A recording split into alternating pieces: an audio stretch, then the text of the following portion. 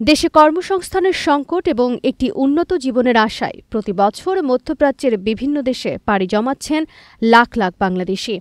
ধর্মীয় মিল এবং স্বজনদের আধিক্যের কারণে এখনও বাংলাদেশিদের পছন্দের শীর্ষে মধ্যপ্রাচ্য, যার কারণে গ্রামের নিম্ন মধ্যবিত্ত ও নিম্নবিত্ত অসহায় মানুষদের সরলতার সুযোগ নিয়ে ফ্রি ভিসা নামের এক ধরনের ভিসার উদ্ভাবন করেছে দালালেরা। বস্তুত ফ্রি ভিসা নামের কোনো ভিসার অস্তিত্ব নেই। মধ্যপ্রাচ্যের প্রায় সব দেশের ভিসা প্রক্রিয়া এক এবং প্রত্যেকটি দেশে একই প্রক্রিয়াতে কর্মী নিয়োগ দিয়ে থাকে।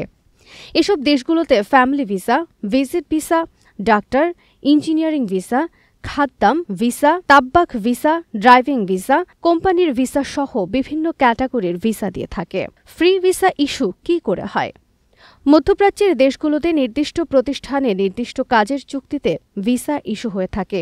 এক্ষেত্রে স্থানীয় বাংলাদেশি দালালদের প্ররোচনায় নিয়োগকর্তা প্রতিষ্ঠানের প্রয়োজনের তুলনার অধিক ভিসা ইস্যু করেন। পরবর্তীতে দালালদের সঙ্গে একটি মৌখিক চুক্তিতে নিয়োগকর্তা তাদের হাতে ভিসা তুলে দেন। তারপর দালালেরা দেশের গ্রামীণ জনপদের দরিদ্র মানুষকে নানা রকম আকাশকুসুম স্বপ্ন দেখিয়ে তাদের কাছে সেসব ভিসা চড়া দামে বিক্রি করেন। ফ্রি ভিসার কারণে সৃষ্ট সমস্যা। এসব ভিসা নিয়ে বিদেশ যাওয়া প্রবাসীদের কাজের দায়িত্ব নিয়োগকর্তা নেন না। কাজের ক্ষেত্রেও থাকে সীমাবদ্ধতা। সব কাজে কথিত ফ্রি ভিসার শ্রমিকদের নিয়োগ দেয় না প্রতিষ্ঠানগুলো। বন্ধুবান্ধব বা আত্মীয় স্বজনের মাধ্যমে কোনো রকমে কাজ একটি জোগাড় করতে পারলেও থাকতে হয় ভয়ের মধ্যে। যেহেতু নির্দিষ্ট কোম্পানি ছাড়া বাইরে কাজের অনুমতি নেই, তাই কাজ করা অবস্থাতে পুলিশের হাতে ধরা পড়লেও গুনতে হবে বিশাল অঙ্কের জরিমানা এবং জরিমানা প্রদানে অপারগ হলে নিজ দেশে ফেরত পাঠানো হয়। এছাড়াও কথিত ফ্রি ভিসায় কাজ করতে হলে কফিলকে প্রতি মাসে নির্দিষ্ট অঙ্কের টাকা দিতে হয়। অনেক সময় কাজ না থাকার কারণে কফিলকে কফালত দিতে পারেন না প্রবাসীরা। এক্ষেত্রে আকামা শেষে সেটি নবায়ন করতে বড় ধরনের বিড়ম্বনায় পড়েন তারা। বিশেষত এ কারণেই মধ্যপ্রাচ্যে বাংলাদেশি অবৈধ প্রবাসী শ্রমিকদের সংখ্যা বেড়েই চলছে।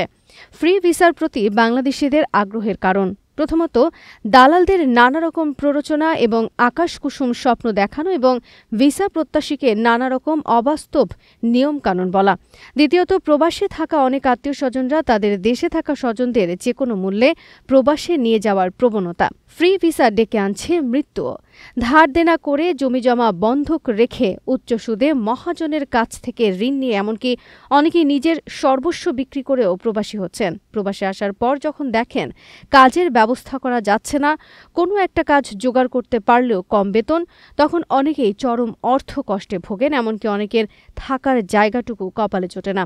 কফালত, পরিবারের খরচ, ঋণের সুদ, আকামা নবায়ন সহ নানা রকম মানসিক চাপের মধ্যে থাকেন এসব প্রবাসী। ফলস্বরূপ দেখা দেয় নানা রকম শারীরিক সমস্যা।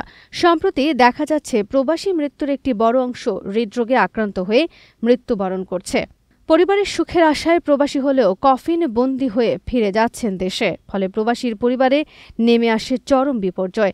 সম্প্রতি এক ওমান প্রবাসী দীর্ঘদিন কাজ না থাকার কারণে অনেকদিন যাবৎ চরম অর্থকষ্টে জীবন অতিবাহিত করছিলেন। ভোগান্তির শেষ সীমান্তে আত্মহত্যা করেন।